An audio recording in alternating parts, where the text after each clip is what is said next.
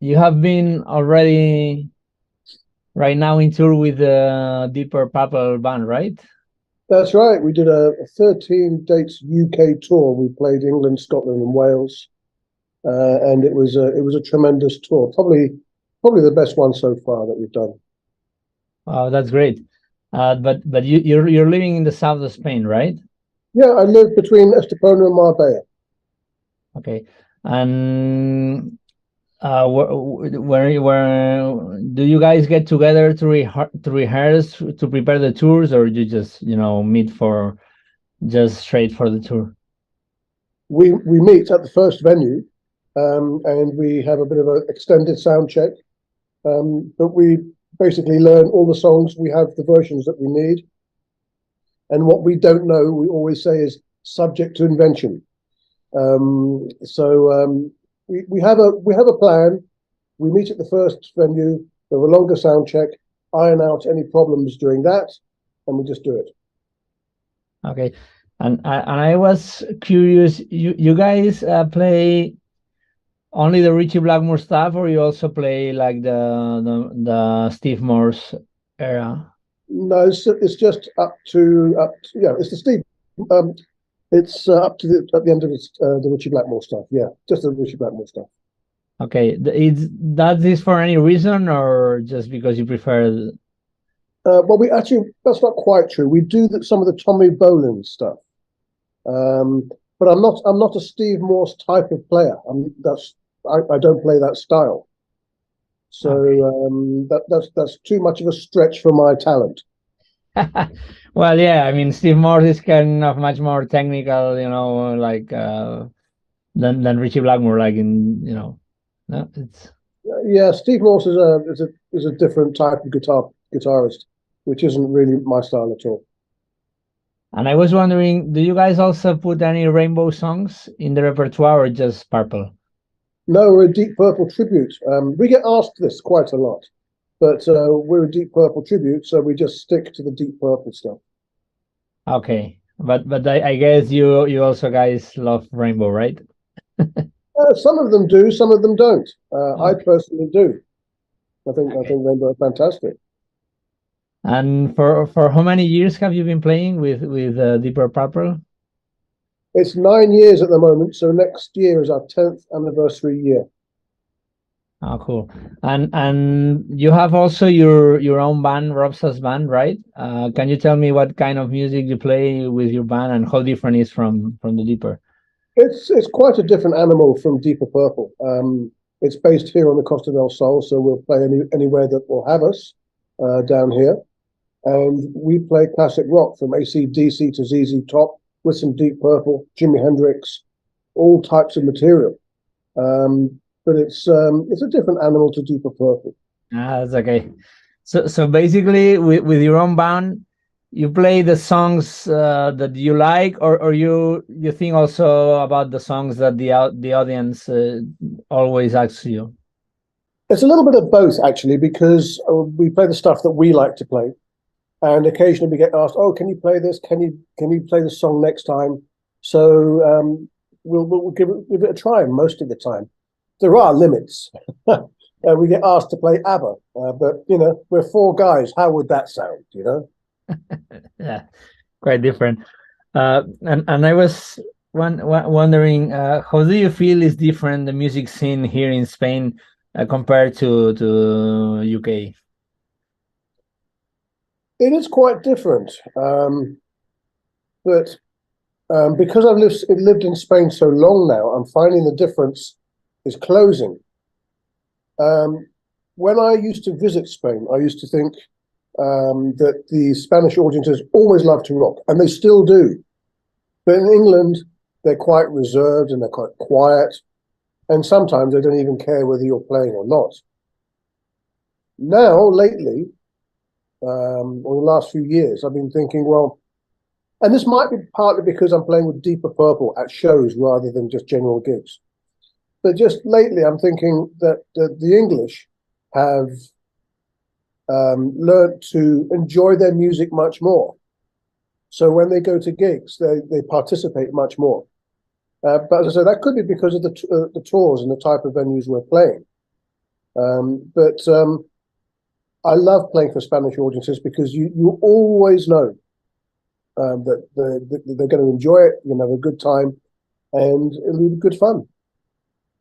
Nice. And I was talking about the audiences. I wanted to ask you, right now there's a lot of tribute bands, and most all the concerts like in small venues are like cover bands. Do you think that right now for the audience is more difficult to go and listen to a new repertoire from a band that make their own music? Definitely, absolutely. Whether it's in England or here, it's very difficult for a band who are writing their own music to get a gig. I remember many years ago when I started gigging originally, we played maybe my first band, we played maybe 2 or 3 covers in a 2-hour set, and the rest of it was all originals. And we played quite a lot. Now it's almost impossible to do that. People want to go out, have a good time, and hear the songs that they know. So it's almost impossible to do that, I would say. Yeah, I feel the same. And I wanted to ask you, apart from Deeper Purple and your own project, do you have are you in any other projects, or do you have any other project in mind? Not any particular project right now, but I've got something coming up soon, which is re-recording some tunes from a band that I was almost signed with years ago, called Bad Attitude, and I revisited the songs recently, and they're better than I remember them being. So myself and some musician friends, we're going to revisit these songs, re-record them, perhaps rearrange them, give them a 2023 feel, and see what we can do with them. I was pleasantly surprised when I heard those songs, how good they are, and this is the result of Lorenzo talking in my ear, saying, "Why don't you write?" and also my wife saying, "Why don't you write?" And between them, I looked at these songs and yeah, you know what? It's worth looking at. So that's my next project, is looking at these songs from many years ago and seeing if we can make anything happen with them. I think that's cool. It's always great having own projects. Actually, I was going to ask you, do you have like your own studio there to record? And I guess, right? Well, it's the studio these days is one's laptop. You don't need to go into a studio. But the drummer might have to go into the studio. He lives in England, so he might have to go into studio and play drums for it there. Yeah, and about the gear you use when you record, you record like with virtual plugins, or with like any pedal board, or just record with the amp? How do you Well, manage? I use a Line 6 Helix, which gives me everything I need. So that's a great pedal. So what I'll do is I'll start with a great guitar sound. I won't put any effects on that. I'll leave that till last. And the guy who's helping me with this lives in England, and he's fantastic at recording and making things happen. So he'll construct all the parts. I'll send him files. Everyone will send him files. He'll mix it. He'll send it to me, and then we put on effects and anything that needs doing, any production. So what I'll send him is just a basic guitar part, or probably several parts. I like to track up my rhythm guitars, so there'll be at least 2 on there, maybe even 4, depending on the song, plus lead parts, incidental parts, and anything else that needs to go on. And how different is your gig, stuff, gig rig that you use? I mean, you go with an amp when you play live, or you just stick to your Helix? Well, it depends if it's a duo, because I have a duo down here as well, a rock duo. If I'm playing with the rock duo, I'll use the Helix direct into the PA system. No amp. If I'm playing with the ROB SAS band, then I'll plug the Helix into the front of the amp. So I've got all my effects, all my sounds going into an amp that's powering and giving a lot of power. So it really depends on the situation. And about the guitars, I saw in your videos that you mainly use Strats. Are there any other guitars you use? More Strats. More Strats, okay. But not even for recording. Sometimes you use any Les Paul or something different. No. Not now. I used to have a couple of Gibsons, and I used to use them in recording. But I've been a Stratocaster man all my life, and those are the guitars I like. I've got two Fender custom shop relic Stratocasters, which I love. A 1960 white Stratocaster and a three-tone Sunburst 61 custom shop relic, and they're both amazing guitars. They're fantastic guitars. Yeah, the Strats are great. Talking about guitars, I would like to talk about guitarists. I would like to know which have been your like guitar heroes or your main guitarists influential in your life. Well, Jimi Hendrix is the first man I picked up on. He's the man that got me into rock music.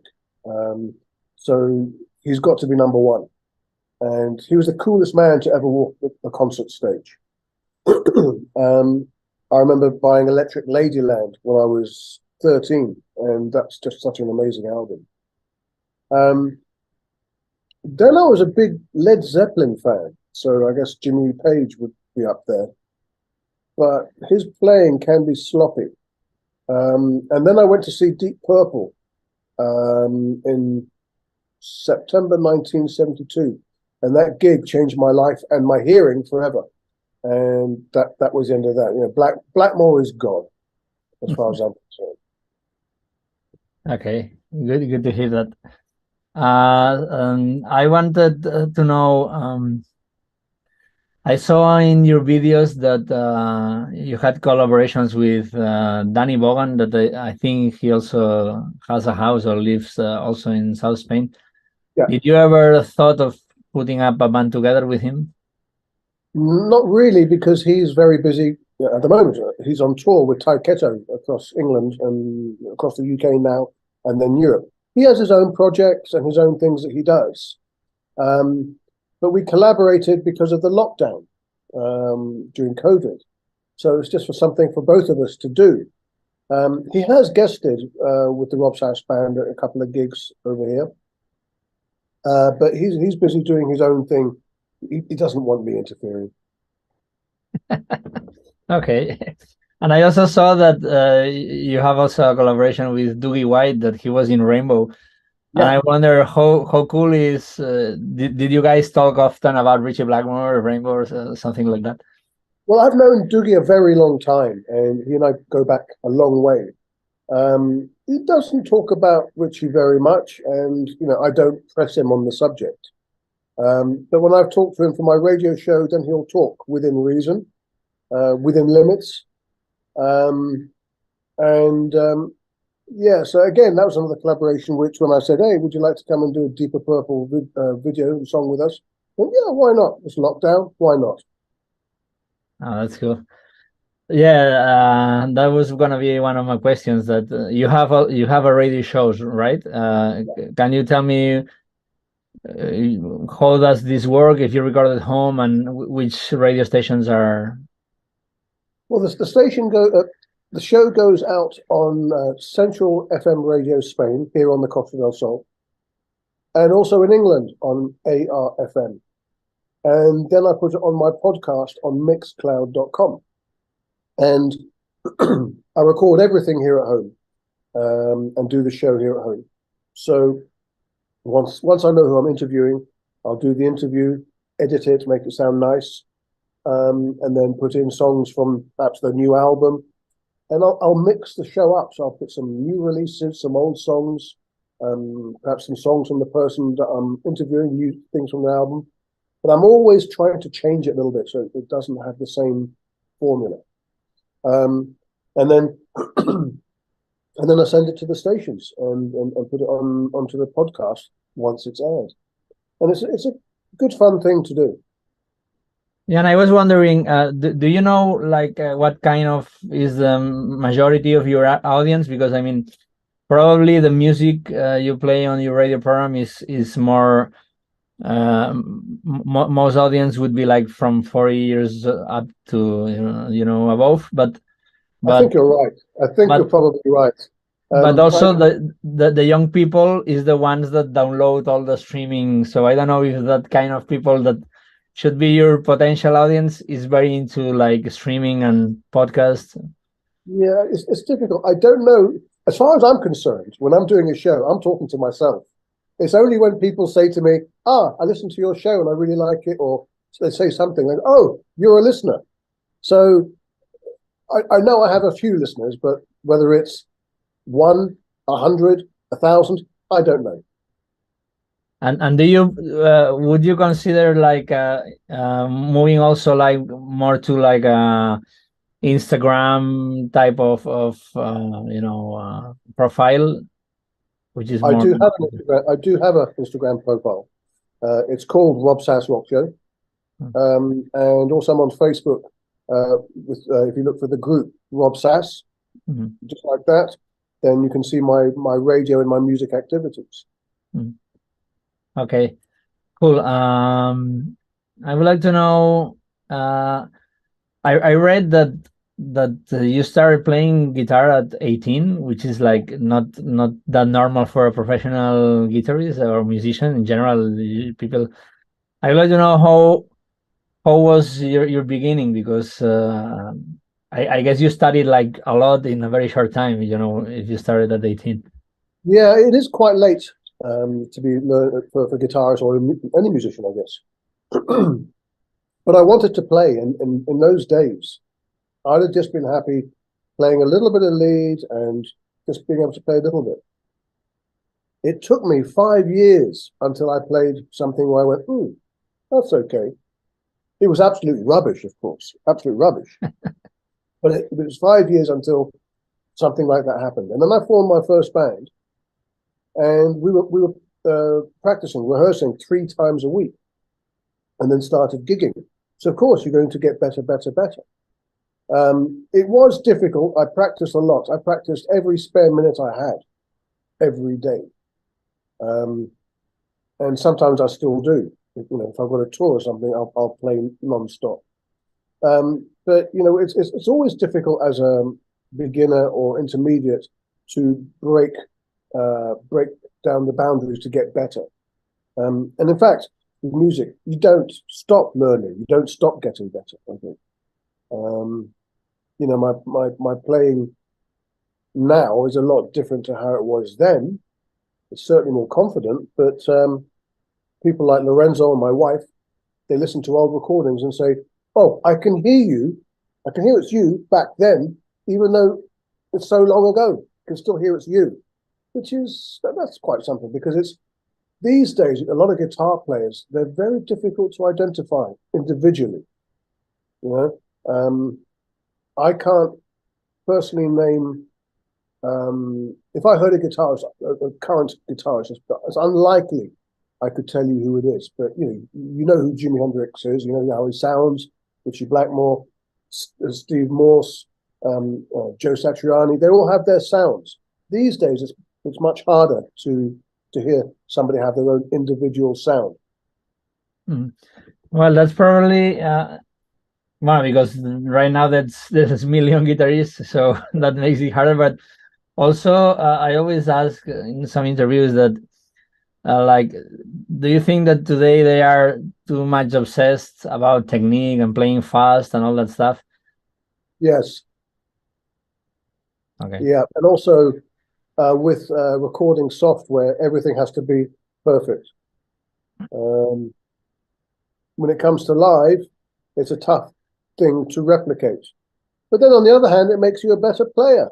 You have to replicate that and be able to do that live. So, yeah, I think there is an obsession with being the fastest, being the best. But it's also made things easier because of things like the Line 6 Helix pedal, which gives you every amplifier available, giving you guaranteed good sound. And you have recording software that will put you in time. So there's good. I think there's good and bad to both. Well, I think that now there's like a lot of bands playing like 70s rock music, which I think has to do that probably many people is a little tired of, so much everything edited and processed and so perfect with the grids and so probably there's like a movement of people that, wants to go back to like a more fluid music, like, that flows and played live. Yeah, I understand what you're saying, and I hope so, because I'm going to, on my recording project I was talking to you about earlier, one of the things I was thinking was not to be over processed, over produced, and allow a few mistakes because you're human. If you listen to Led Zeppelin 2, you'll hear many mistakes in there, and bits and pieces of errors and things, and timing differences. The 70s were a different time. They didn't have computers to correct things in those days. Hmm.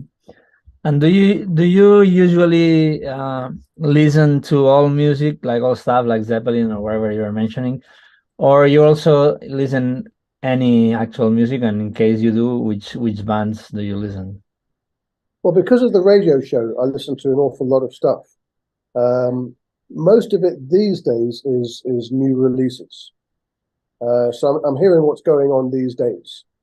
But if I'm listening for pleasure, then I'll go back to the favorites, Hendrix, Deep Purple, and listen to some various songs, not a whole album, but some various songs that I like from the past.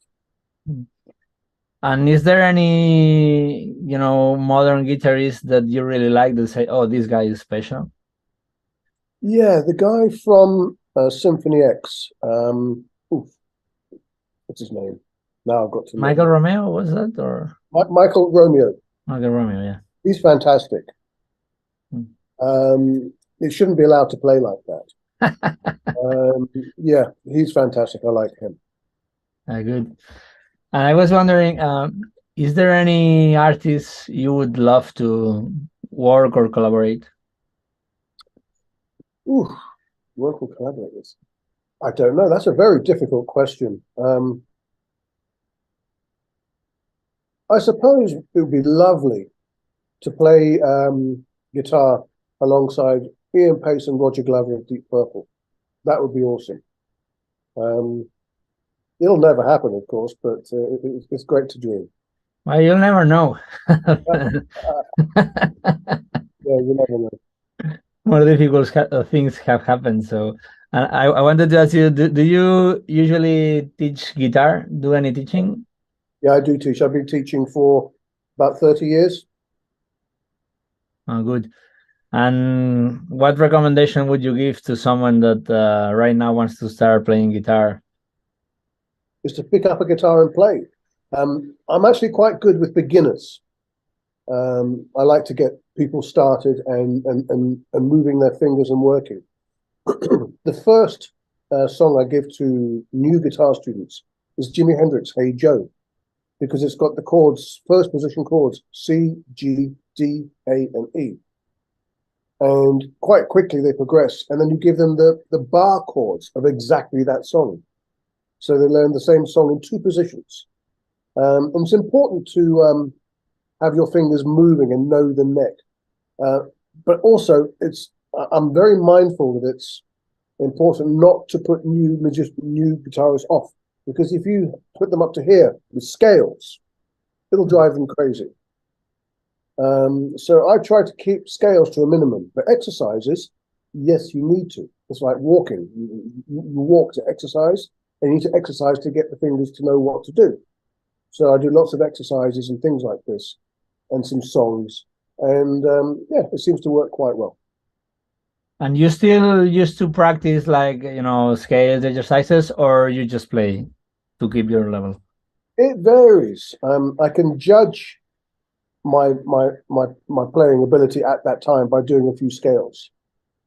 If it's sloppy, then I think, oh, I need to work a bit harder. So yeah, I do practice, but it depends. How much I practice depends on what's happening at the time. For instance, before the Deeper Purple tour that just finished, I was doing about 5 hours a day. But generally, I'll play every day, maybe an hour, maybe two. Mhm. You know? So it really varies. Okay, good. I wanted to go back to this tour you did with Deeper Purple. Yeah. I would like to know how you guys work. You have like a management, office that gets the gigs, or is the same band that is booking the gigs and looking for places to play? We have a manager. His name is Colin Appleby of Coast Town Events, and he's been managing us since 2016, 2017, and he gets our bookings for us. He deals with all the contracts, everything that needs to be done in the managerial way. And so he books our flights for us, and then we arrive in England, and he takes us all around the country as well. So he's there in case of any problems, any of the venues or any difficulties. He's there right there with us. And you guys usually sold out the venues, or how is, We almost sold 2 venues out on the last tour, but no, we haven't sold out any venues just yet, unfortunately. well, but you have this decent audience, right? I mean, Oh yeah, I saw the absolutely. videos. Yeah, definitely. I would. Okay. And I was wondering, you came to live to Spain for the weather, the food, or how come? Well, I've had a house here since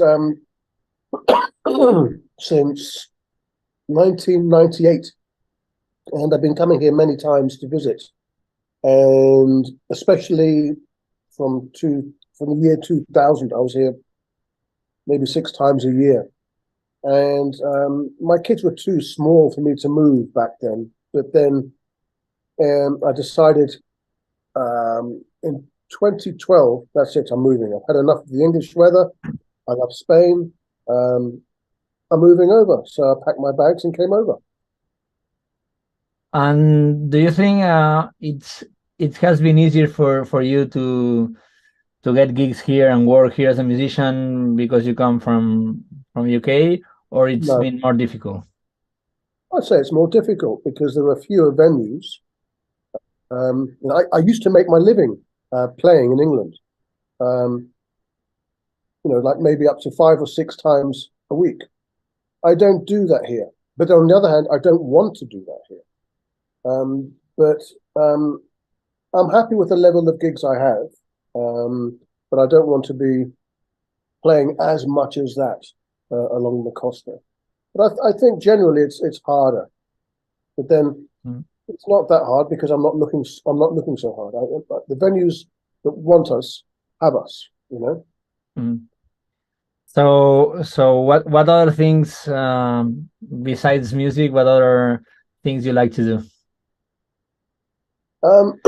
So I like making my radio show. I have a business, and by the way, I've just been notified 10 minutes we have. Yeah, it's okay. Cool. I have a business. I do villa rentals here on the Costa del Sol. I enjoy when my wife Jackie and we go to places on the Costa del Sol. It's a beautiful country. It's a beautiful part of the world, and we love it down here. Good. And have you ever tried to study a little bit of flamenco or flamenco music? No. No, I haven't. No. But used to play acoustic guitar as well, or just no? I've never owned an acoustic guitar. Wow, that's strange. Yeah, I've never owned one. And do you sing background vocals or just play? No, I just shut up and I play. Okay, so when you write your own music, it's mainly instrumental, or if you write, how do you do? Well, I write the music, and the singer will do everything else on top. Or I'll work with the singer together, and we'll work in conjunction together. But I just do the music. I can sometimes hear a melody as I'm playing, but that's all. Okay, that's cool. Well, I think it was great meeting you, and I think that I don't want to take you any more time. So No, I hope we can meet in person through Lorenzo sometime.